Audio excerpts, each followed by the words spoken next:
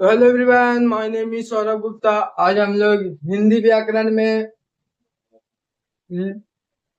लिंग के बारे में पढ़ने वाले हैं। लिंग किसे कहते हैं और लिंग कितने प्रकार के होते हैं उसके बारे में जानेंगे। तो चलिए हम लोग अपने टॉपिक की ओर बढ़ते हैं। लिंग लिंग किसे कहते हैं? तो लिंग उसे कहते हैं संज्ञा, सर्वनाम या क्रिया के जिस रूप से किसी व्यक्ति, वस्तु या भाव को स्त्री या पुरुष होने का बोध होता है उसे हम लोग लिंग कहते हैं। तो इसको लिखते हैं संज्ञा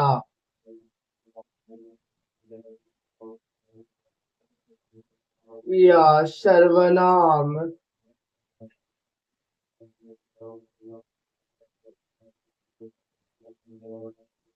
या क्रिया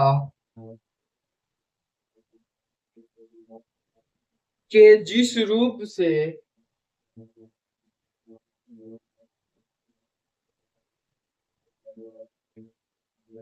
रूप से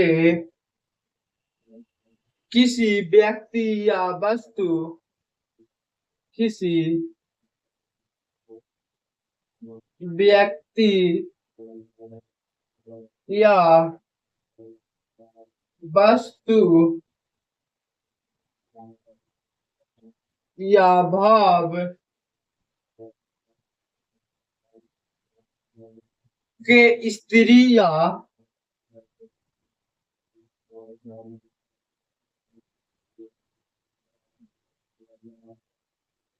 पुरुष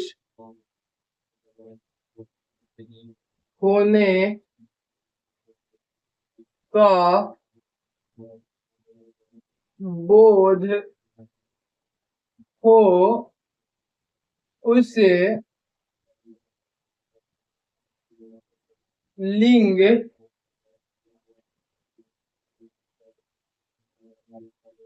कहते हैं। और लिंग लिंग मुख्य रूप से दो प्रकार के होते हैं। तो लिखते हैं लिंग मुख्य रूप से दो प्रकार के होते हैं। पहला हो जाएगा पुल्लिंग और दूसरा हो जाएगा स्त्रीलिंग।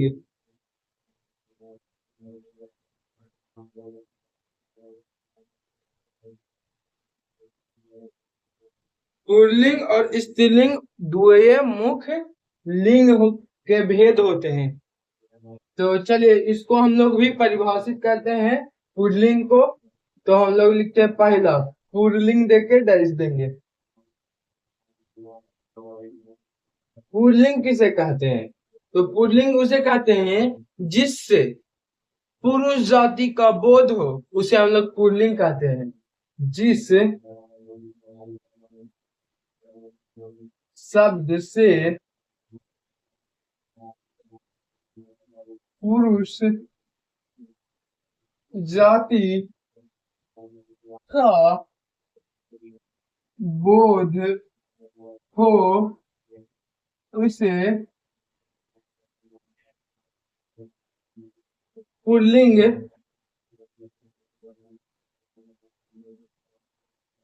कहते हैं। एग्जाम्पल में जैसे लिख सकते हैं, एग्जाम्पल में लिख लीजिए पुल्लिंग में। एग्जाम्पल में हो जाएगा बालक, राम। इसमें पुल्लिंग का है घोड़ा,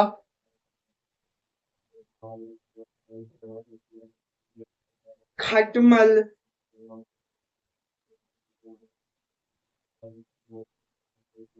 इत्यादि। इसमें पुल्लिंग है, पुल्लिंग, पुरुष जाति का बोध कराता है। अब दूसरा स्त्रीलिंग। स्त्रीलिंग किसे कहते हैं? तो लिखेंगे जिस शब्द से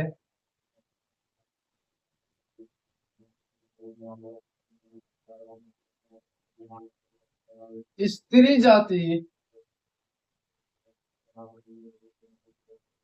का बोध होता है उसे स्त्रीलिंग कहते हैं।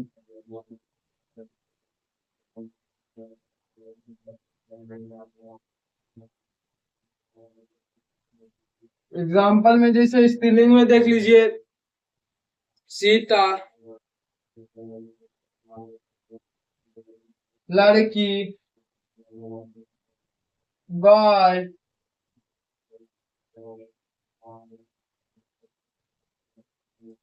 कुर्सी,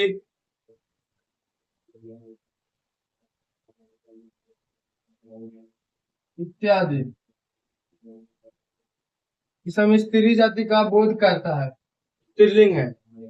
तो एक औ होता है, तीसरा मुख्य रूप से लिंग के दो ही भेद होता है, लेकिन एक तीसरा जिसे हम लोग नपुंसक कहते हैं, नपुंसक